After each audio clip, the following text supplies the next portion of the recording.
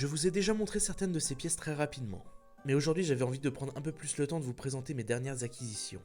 Minéraux, fossiles, des choses très différentes mais qui ont toutes une vraie histoire.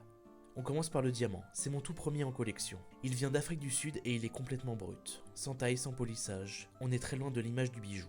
Mais c'est exactement comme ça que le diamant existe dans la nature. Un cristal de carbone formé très profondément dans la terre. Et ce qui est assez dingue, c'est que je l'ai trouvé en bourse pour seulement 10 euros. J'ai aussi trouvé une émeraude du Pakistan, bien verte, bien cristallisée, qui montre très bien à quoi ressemble ce minéral à l'état naturel. Le Pakistan est une région connue pour ses émeraudes, souvent associée à d'autres minéraux, et j'aime beaucoup ce genre de pièce parce qu'elle est à la fois esthétique et très lisible. Autre acquisition, une tourmaline indicolite du Brésil. C'est une variété bleue de tourmaline, avec des teintes qui peuvent aller du bleu clair au bleu plus profond. Le Brésil est une région majeure pour les tourmalines, et ce genre de cristal est parfait pour comprendre la forme naturelle et la structure de ce minéral.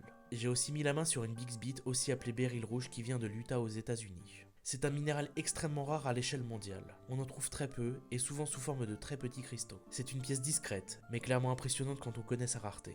Côté fossile, j'ai acheté une scutelle de crocodile provenant du Var. Une scutelle, c'est une plaque osseuse qui faisait partie de l'armure naturelle du crocodile. Elles étaient intégrées dans la peau et servaient à la protection de l'animal. C'est un type de fossile qu'on ne voit pas tous les jours, et qui permet de comprendre l'anatomie de ces reptiles sur le long terme. Et enfin, une pièce très différente, un insecte fossile, probablement un moustique, provenant du sud-est de la France. Ce genre de fossile est toujours incroyable, parce qu'on se retrouve face à quelque chose d'extrêmement fragile, qui a pourtant traversé des millions d'années pour arriver jusqu'à nous. Et voilà pour ces dernières acquisitions. Des minéraux, des fossiles, des pièces très différentes, mais qui ont toutes trouvé leur place dans ma collection. Et clairement, ce ne seront sûrement pas les dernières.